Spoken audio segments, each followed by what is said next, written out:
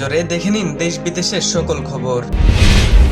বঙ্গভবনে প্রথম কার্যদিবস রাষ্ট্রপতি মির্জা ফখরুল ইসলাম আলমগীরের। দেয়া হলো গার্ড অব অনার, স্বাগত জানালো কর্মকর্তারা। নৌ ও বিমান বাহিনীদের সততা ও নিষ্ঠার সাথে দায়িত্ব পালনের আহ্বান জানিয়েছেন প্রধানমন্ত্রী তারেক রহমান।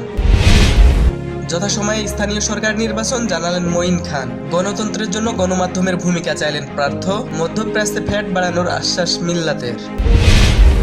বিএনপির ভারপ্রাপ্ত মহাসচিব রুহুল কবির রিজভী বলেছেন, নানা প্রতিকূলতার মধ্য দিয়ে দায়বদ্ধতা ও সততা নিয়ে কাজ করছে সরকার। 15 বছর আওয়ামী লীগের সরকার যে পথে হেঁটেছে, বর্তমান সরকারও সেই পথেই হাঁটছে, অভিযোগ জামায়াতের আমিরের।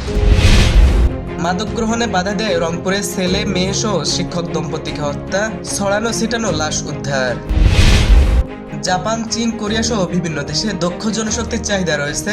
ভাষা ও কাজের দক্ষতা উন্নয়নের জন্য কাজ করছে সরকার, জানালেন শিক্ষামন্ত্রী।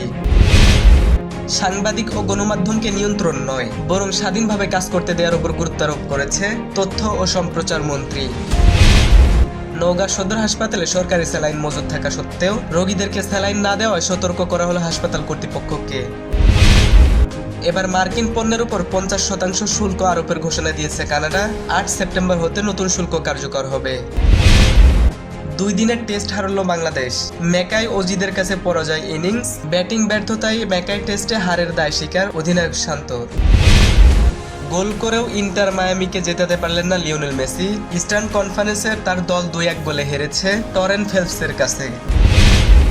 বিশ্বজুড়ে 135 কোটি 20 লাখ ডলার আয় করে সর্বকালের সবচেয়ে বেশি আয়করী আর রেটেড সিনেমার মর্যাদা পেল ক্রিস্টোফার নোলানের দ্য ওডিসি।